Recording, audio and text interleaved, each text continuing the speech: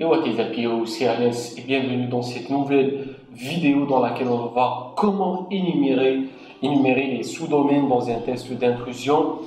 Tout d'abord d'une façon manuelle et ensuite on va voir comment le faire automatiquement en utilisant un outil qui s'appelle SubLister.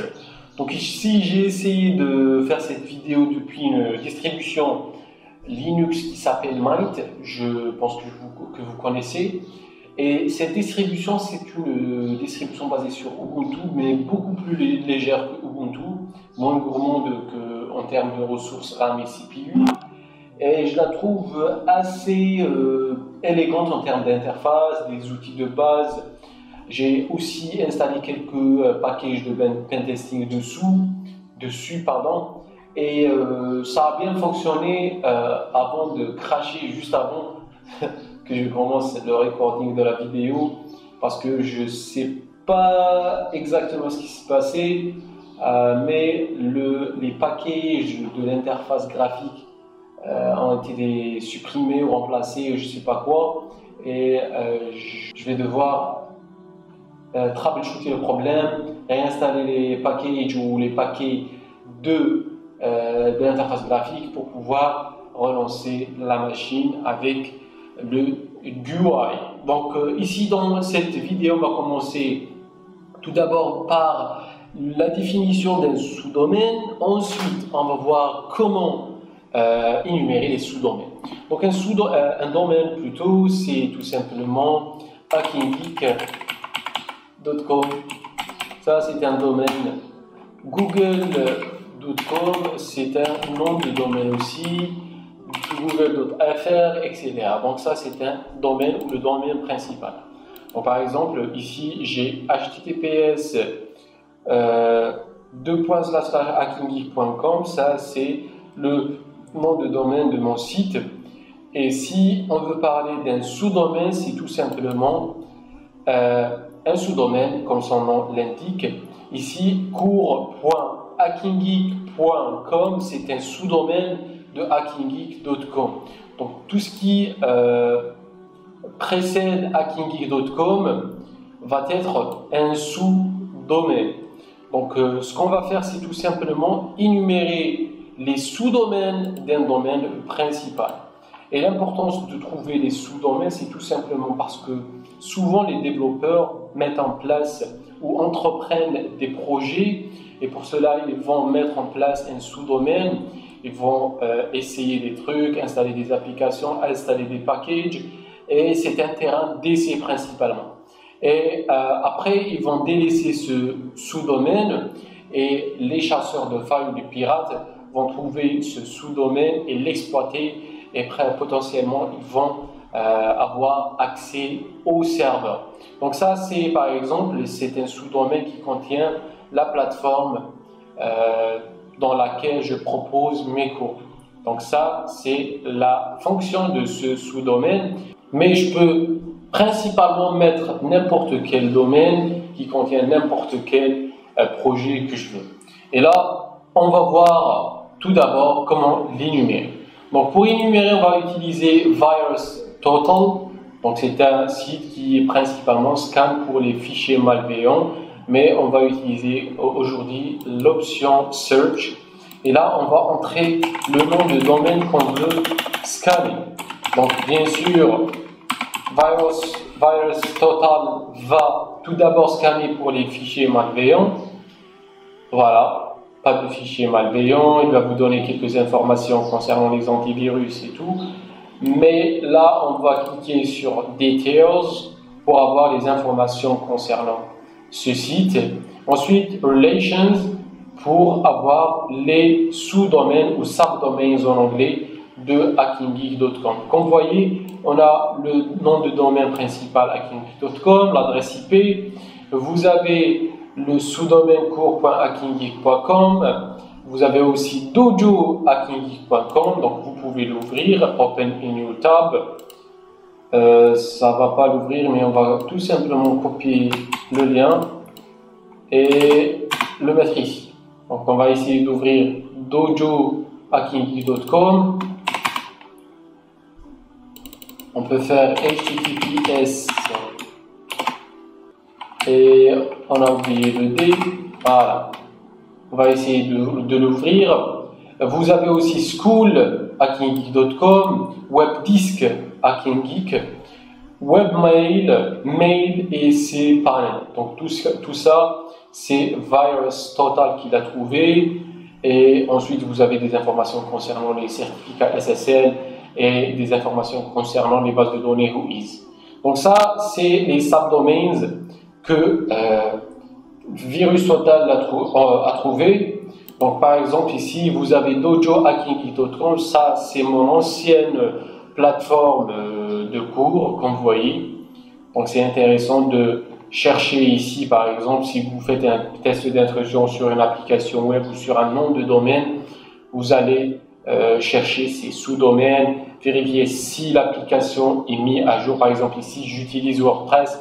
Si WordPress installé sur cette application est à jour et tout ce qui s'ensuit. Ensuite, vous avez par exemple webdisk@hackinggeek.com, donc ça ne répond pas.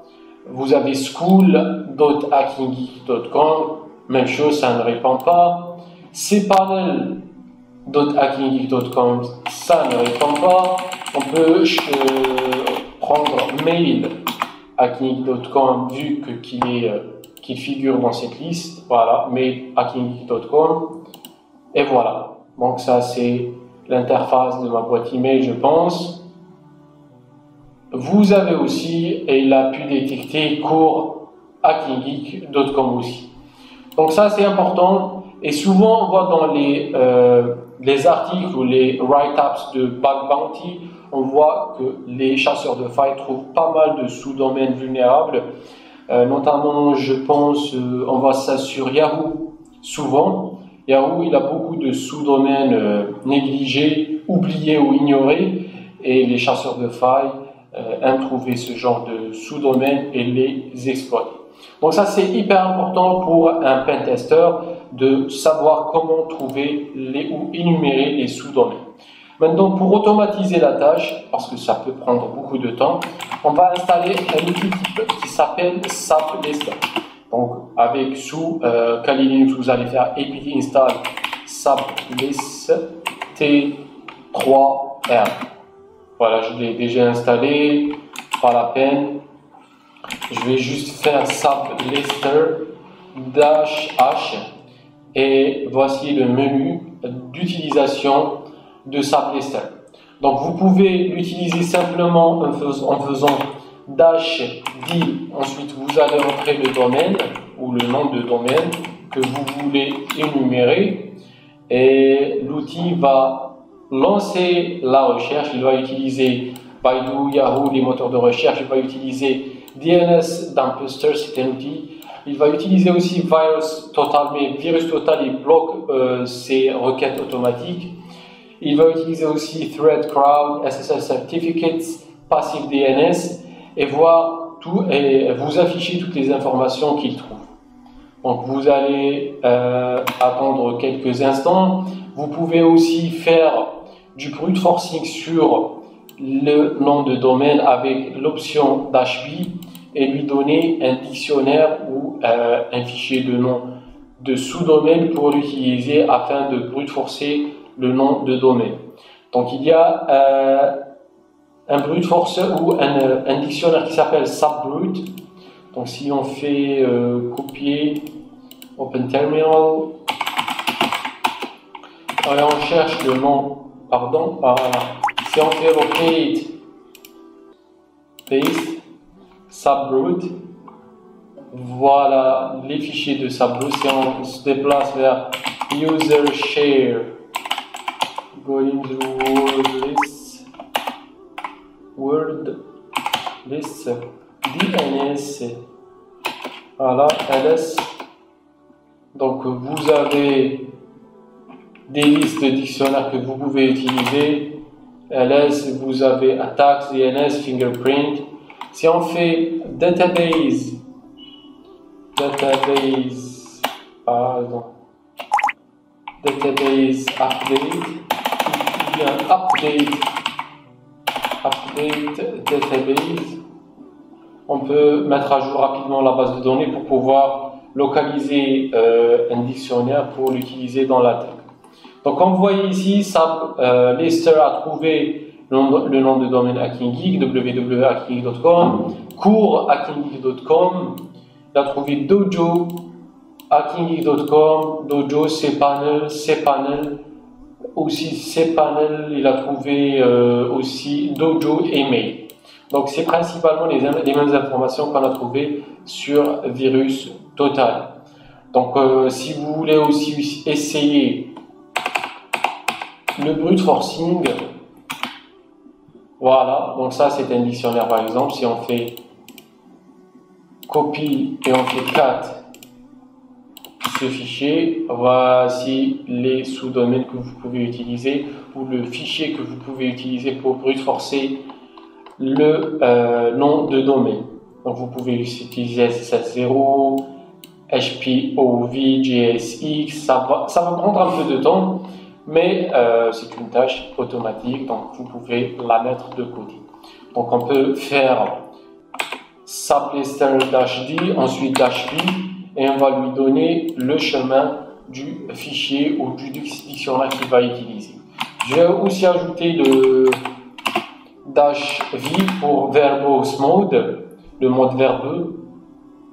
Et là, comme vous voyez, il va lancer le brute forcing. Ça va prendre du temps, comme je vous ai dit, mais c'est automatique, rien de méchant. Donc voilà, ça commence le brute forcing.